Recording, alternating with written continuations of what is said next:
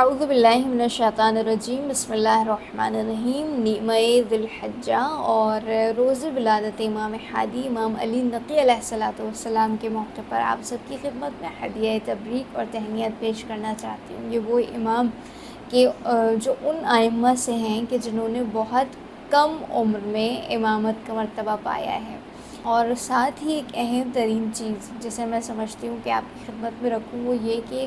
یہ ان اماموں میں سے ہیں جنہیں بہت زیادہ اگنور کیا گیا، اس لیے کہ عموماً چاہے روز ولادت ہو یا شہادت، امام کے حوالے سے بہت کم گفتگو ہوتی ہے۔ اور اسی طرح اگر ہم زیارات پر چلے جائیں، خدا انشاءاللہ ہم سب کو بار بار نصیب فرمائے سامرہ جانا، تو وہاں جا کر بھی اگرچہ کہ وہاں پر 4 زیارات ہیں، لیکن اس کے باوجود وہاں پر بہت کم ٹائم انسان کو نصیب ہوتا ہے، اور اس کم ٹائم میں وہ کیا کیا کرے، کس امام کی زیارت پڑھے، کس امام کے باب معرفت کو کھولے، سرداب کی زیارت کرے، کیا کرے، کہاں جائیں۔ بہت مختصر سے ٹائم اور بہت کم ہمیں ٹائم ملتا ہے کہ ہم ان اماموں میں سے کسی کے پاس زیادہ دیر وقت گزاریں۔ انہی اماموں میں سے ایک امام ہادی امام علی نقی علیہ السلام کی ذات ہے، اگرچہ کہ یہ وہ امام ہے کہ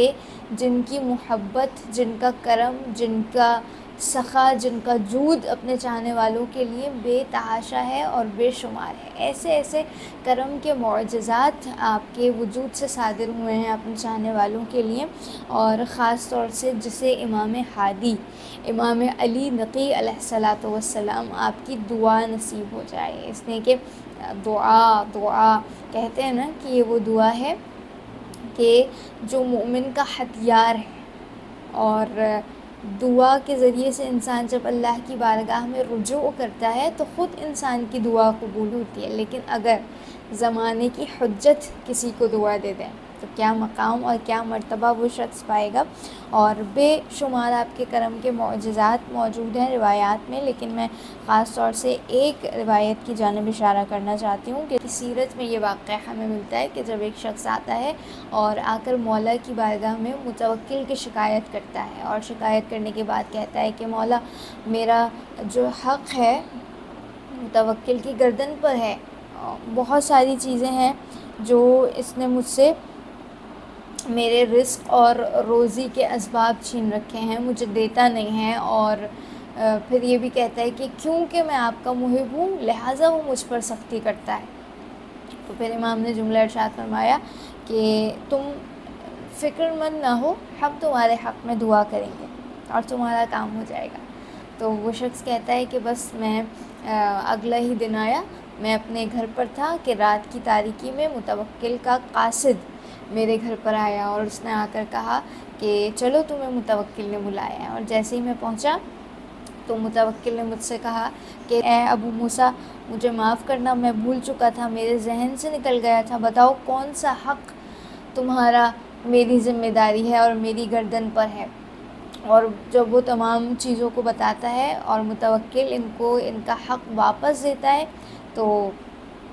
یہ اگلے دن مولا کی بارگاہ میں جاتا ہے اور سوال کرتا ہے کہ مولا، آپ نے کوئی خط متوکل کو بھیجا تھا، یا آپ نے کوئی قاصد بھیجا تھا کہ اسے پیغام پہنچائے؟ امام علیہ السلام نے ارشاد فرمایا کہ اے ابو موسیٰ، خدا جانتا ہے کہ ہم اپنے مسائل کے لیے خدا کی بارگاہ میں رجوع کرتے ہیں، اور پھر فرمایا کیونکہ ہم اسی پر بھروسہ کرتے ہیں، اور جب ہم خدا سے کسی چیز کا سوال کرتے ہیں تو خداوند عالم ہمیں عطا کرتا ہے، اور جب ہم کسی مصیبت کے ٹالنے کی درخواست کرتے ہیں تو خدا وہ مصیبت ہم سے دور فرماتا ہے۔ تو بس امام سے وہ شخص کہتا ہے کہ مولا،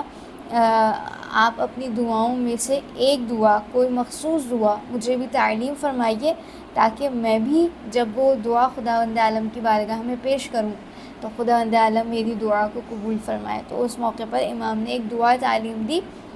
جس کے بارے میں روایت میں یہ لکھا ہے کہ امام ارشاد فرماتے ہیں کہ جو کوئی میری قبر کی سرحانے آ کر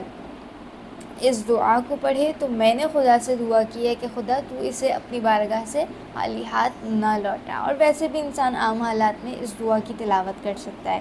جس میں امام علیہ السلام ارشاد فرماتے ہیں، جو دعا آپ نے تعلیم فرمائی، بسم اللہ الرحمن الرحیم، یا عدتی عند العدد و یا رجائی والمعتمد و یا کحفی والسند۔ امام ارشاد فرماتے ہیں کہ اے سب سرمایوں میں میرا سرمایہ، اور اے یا رجائی والمعتمد، اے میری امید، اور اے میرا اعتماد، اور اے میری پناہ گاہ۔ اس کے بعد امام فرماتے ہیں یا واحد یا احد، یا قل هو اللہ احد و یا قل هو اللہ احد، اے یکتا، اے یگانہ، اے وہ خدا جو یگانہ ہے۔ آپ نے ارشاد فرمایا بحق من خلقتہ من خلق، پروردگار میں سوال کرتا ہوں بواسطہ، اے معبود میں تجھ سے سوال کرتا ہوں بواسطہ ان کے جنہیں تو نے اپنی مخلوق میں پیدا فرمایا ہے، وَلَمْ تَجْعَلْ فِي خَلْقِكَ مِثْلَهُمْ أَحَدًا، اور مخلوقات میں کسی کو ان جیسا نہیں بنایا، أَن تُصَلِّ عَلَيْهِ وَتَفْعَلْ بِهِ، پروردگار تو ان پر رحمت نازل فرما، پروردگار تو ان پر رحمت نازل فرما، ان پر درود نازل فرما، اور میری اس حاجت کو پورا فرما۔ لہٰذا جو کوئی امام کی بارگاہ میں آپ سے متوسل ہو، اور خاص طور سے امام کی دعا جسے مل جائے، وہ یقیناً کامیاب ہے۔ اور اس ولادت کے موقع پر یقیناً ہم امام کی بارگاہ میں دعا گو ہیں کہ امام انشاءاللہ ہمارے حق پہ خداوند عالم کی بارگاہ میں ضرور دعا فرمائیں کہ ہماری عاقبت بخیر ہو سکے، اس لیے کہ ابو الحسن اصفہانی کا واقعہ بہت معروف ہے کہ جب وہ آیا تھا اور امام کو متوکل نے اپنے دربار میں بلایا تھا، اور اس وقت امام بالکل ایک ینگ ایج میں، تو جیسے ہی اس نے بلایا امام کو اور ابو الحسن اصفہانی کی نظر امام پر پڑی تو اس سے سوال کیا یہ کون ہے؟ کہا یہ اہل بیت اطہار میں سے تعلق رکھتے ہیں، سید ہیں، سادات ہیں، اور یہ امام وقت ہیں۔ اگرچہ کہ وہ امام کی معرفت نہیں رکھتا تھا، اگرچہ کہ وہ امام کو نہیں جانتا تھا، نہ اس نے پہلے امام کو دیکھا تھا، لیکن جیسے ہی اس کی نگاہ امامت پر پڑی، اس کے دل سے دعا نکلی کہ پروردگار تو ان کی حفاظت فرما۔ متوکل اگر کسی کو بلائے، اس کا مطلب یہ ہے کہ مشکل کی گھڑی ہے اس کے لیے، لیکن اس کے باوجود جیسے ہی اس نے خدا سے دعا کی کہ اے پروردگار اس نوجوان کی حفاظت فرما، اور امام وہاں سے گزرے اور آپ نے فرمایا اے ابو الحسن اصفہانی تیری دعا قبول ہوئی اللہ کی بارگاہ میں۔ اور یہ کہتا ہے کہ میری نہ امام سے ملاقات ہوئی پہلے، کیسے یہ شخص میرا نام جانتا ہے؟ اور پھر امام نے دعا دی، امام نے فرمایا کہ جس طرح سے تم نے میرے حق میں دعا کی، اللہ تمہاری عمر کو طولانی فرمائے، تمہیں اولاد نصیب فرمائے، تمہیں کثیر مال عطا فرمائے۔ اور امام نے جب ابو الحسن اصفہانی کو دعا دی تو امام کی دعا ابو الحسن اصفہانی کے حق میں قبول ہوئی، اور وہ کہتا ہے کہ میں نے طویل عمر بھی پائی اور اولاد کی کثرت بھی پائی، اور اسی طرح رزق و روزی میں اضافہ بھی ہوا۔ لہٰذا امام علیہ السلام پر ہمارا سلام ہو، اور انشاءاللہ ہمیں معرفت امام میں مزید آگے بڑھنا خداوند عالم نصیب فرمائے۔ اور بہت ساری ایسی عنایتیں ہیں جس سے ہم ڈیلی روٹین میں امام سے کنیکٹڈ ہیں، ویکلی کنیکٹڈ ہیں، اسی طرح ایئرلی کنیکٹڈ ہیں۔ امام کی ایک خاص زیارت جسے زیارت جامعہ کہتے ہیں، جو شناس نامہ اہل بیت ہے، اسی طرح امام کی زیارت غدیریہ جو انشاءاللہ غدیر کے موقع پر ہم سب پڑھیں گے۔ خداوند عالم ہمیں نصیب فرمائے وہ دن، اور جو نزدیک ہے، یقیناً ایک ہلچل ہے، یقیناً ایک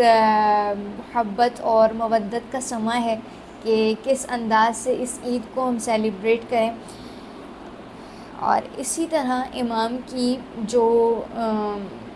ڈیلی روٹین میں جو چیز امام سے ہمیں کنیکٹ کرتی ہے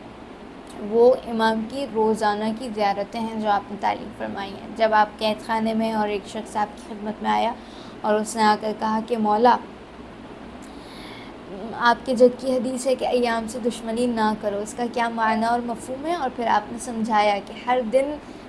ایک امام سے اور ایک معصوم سے وابستہ ہے، اور جو کوئی اس دن میں ان کی زیارت پڑھے تو گویا اس نے اس کے حق کو ادا کیا، اور پھر آپ نے ہر دن کے لیے ایک الگ زیارت کو تعلیم دیا ہے، اور وہ زیارت انسان روزانہ پڑھتا ہے جس سے انسان کنیکٹ ہوتا ہے روزانہ امام ہادی علیہ الصلوۃ والسلام کی ذات سے، اور یہ حق اور ہدایت کا سلسلہ ہے جو یقیناً ائمہ کی جانب سے ہے۔ خداوند عالم انشاءاللہ ہمیں بارگاہ امام ہادی سے متوسل ہونے کی توفیق نصیب فرمائے، انشاءاللہ معرفت امام ہادی علیہ الصلوۃ والسلام میں ہم قدم آگے بڑھا سکیں، امام کی تعلیمات پر عمل کر سکیں۔ والسلام علیکم ورحمۃ اللہ وبرکاتہ۔